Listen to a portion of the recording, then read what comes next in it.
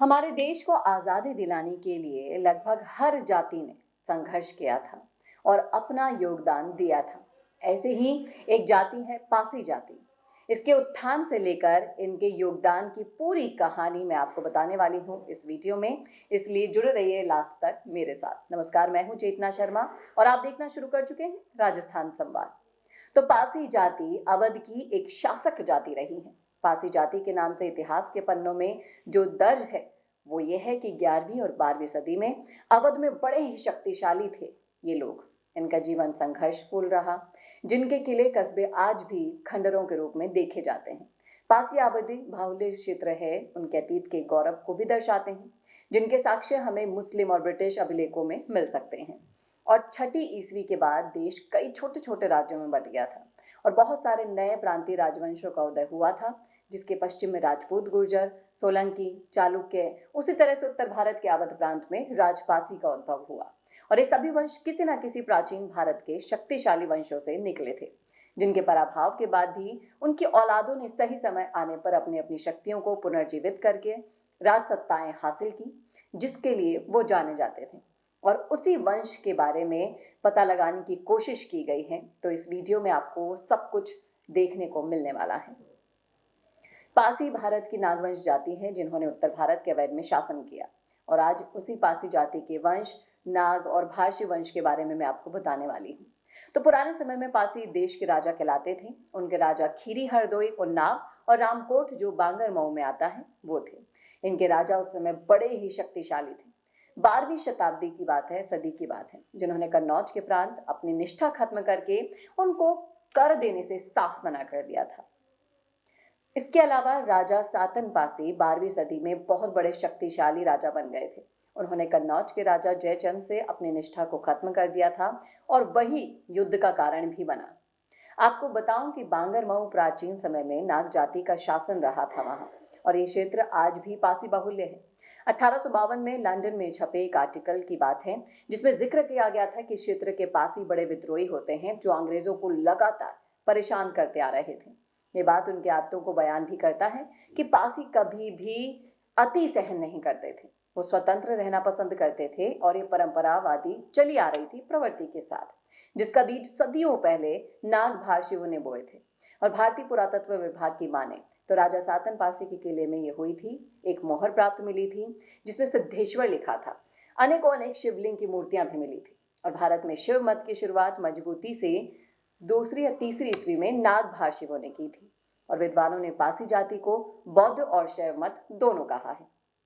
ये घटना सीधे तौर पर उसी समय काल को संकेत करती है जब कुषाणों के आतंक से परेशान होकर नाग जाति के लोगों ने शिव का भार अपने कंधे पर उठाकर कुषाणों को देश के बाहर खदेड़ने की प्रतिज्ञा ली थी। यानी उस समय एक नए दर्शन का सृजन हुआ था। हो ना हो उसी समय नाग जाति के लोग ब्राह्मण धर्म के तरफ भी थोड़ा झुक गए थे। तभी तो भार शिव लोगों का वर्णन वाक्टक के शिलालेख में भी मिलता है। वाक्टक वंश को विद्वान ब्राह्मण वंश मानते हैं, लेकिन जब तक भारशिव शक्तिशाली रहे तब तक ब्राह्मण धर्म हावी ना हो सका। और तो और भारशिव के तुरंत बाद वकाटक वंश का शक्तिशाली बनना हमें यही सोचने पर मजबूर करता है कि वकाटकों ने सत्ता भारशिव से ही ली थी। इसमें कोई दो राय नहीं है। भारशिव नाग पर प्रकाश डालने वाले एक विद्वान थे केपी जायसवाल। उन्होंने भी यही कहा था कि उसके बाद नाग भारशिव वंश का पतन होना शुरू हुआ था। पासियों को बौद्ध धर्म का परित्याग करके ब्राह्मण धर्म की ओर जाना, जिसे ब्रिटिशों ने ब्राह्मण धर्म बताया है, दरअसल वो शैव मत था।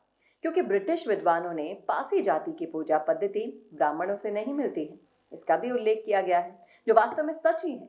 और पासी जाति शिव को मानने वाला बताया गया है। और वास्तव में आज भी पासी जाति भगवान शिव में आस्था रखती है। इससे इस बात का अंदाजा लगाया जा सकता है कि उनमें प्राचीन परंपरा आज भी जिंदा है। इसके अलावा अवध गजेटियर में जिक्र किया गया है उस घटना का जो काल का बोध भी कराती है। इस बात को बड़ी मजबूती से आपको मैं कह सकती हूँ कि पासी प्राचीन समय के नाग भारशिव हैं। पासी आधुनिक नाम है, जिसका समर्थन एक तो उनके जगह पर होना है, उनका शासन, उनकी नाग जाति के लिए बताई गई आदतें, और अवध गजेटियर में जो बताया गया है उनके बौद्ध धर्म का परित्याग, जैसा कि हम पहले भी इस वीडियो में आपको बता चुके हैं, वो सब इसे और इशारा करता है। पासी जाति के अवध में जितने भी किले हैं वहां पर शिव से संबंधित मूर्तियां मिलेंगी, आपको आकृतियां देखने को मिलेगी। जिसका सबसे बड़ा उदाहरण है राजा सातन पासी का किला। इनकी खुदाई में मिले हैं मोहर पर अंकित सिद्धेश्वर, जो शिव को समर्पित है। शिव को ही सिद्धेश्वर कहते हैं। और ऐसा नहीं है कि सिर्फ शिव की मूर्तियां मिली हैं, यहाँ पर बौद्धकालीन प्रमाण भी मिले हैं। जबकि बौद्ध धर्म भारशिव से पहले यहाँ पर था, तो बुद्ध की आकृतियां ज्यादा मिलनी चाहिए थी। लेकिन बुद्ध की अपेक्षा शिवलिंग की और मूर्तियां आदि की ज्यादा मात्रा में मिलना इस बात का सबूत है कि पासी जाति के पुरखों ने बौद्ध धर्म का परित्याग किया और शिव में अपनी आस्था जगाई थी। और यह आस्था कुषाणों के बौद्ध धर्म के 2 टुकड़े करने के बाद ही जागी थी। जब महायानी बौद्धों ने भारतीय पर अत्याचार शुरू किया था, तब हमारा बौद्ध धर्म भी विघटित हुआ। और यही कारण है कि उस समय भारतीय जनता इतनी व्याकुल हो गई कि उन भारतीयों को उन दुष्टों से मुक्ति दिलाने के लिए नाग जाति के लोगों में अदम्य साहस का परिचय देखने को मिला। शिवलिंग का भार अपने कंधे पर उठाया, प्रतिज्ञा की कि कुषाण लोगों को काबुल तक खदेड़ा जाएगा। फिर 10 अश्वमेध यज्ञ हुए, भारशिव कहलाए और भारशिव वंश की स्थापना हुई। भारशिव दरअसल नागों के लिए एक उपाधि थी और लंबे समय अंतराल के बाद भी उत्तर भारत में वो भारशिव शब्द विकृत रूप से भर गया और अवध में कई कौने भर नाम से प्राचीन जगहों पर आज भी हैं, जैसे भरावन, भरकनी, छोटा भरवारा, बड़ा भरवारा, भरवारी। इन सभी जगह पर 90% पासी जाति की ही आबादी है, जो उनके अतीत के गौरव को दर्शाती है। तो ये थी पासी जाति से जुड़ी हुई कुछ इतिहास की कहानियां, जो कि बिखरी हुई थी। मैं इनको समेटकर एक वीडियो के रूप में आपके लिए लेकर आई हूं। तो कैसा लगा आपको वीडियो, कमेंट करके जरूर बताइएगा कमेंट बॉक्स में। और ऐसे ही और वीडियोस के लिए देखना ना भूले राजस्थान संवाद। नमस्कार। अब आपको मिल सकती है लाइव चैनल में काम करते हुए पत्रकारिता की डिग्री। यूजीसी अप्रूव्ड यूनिवर्सिटी से मिलने वाली इस डिग्री के साथ आपको मिलेगा लाइव चैनल पर रिपोर्टिंग, एंकरिंग और प्रोडक्शन का काम करने का मौका।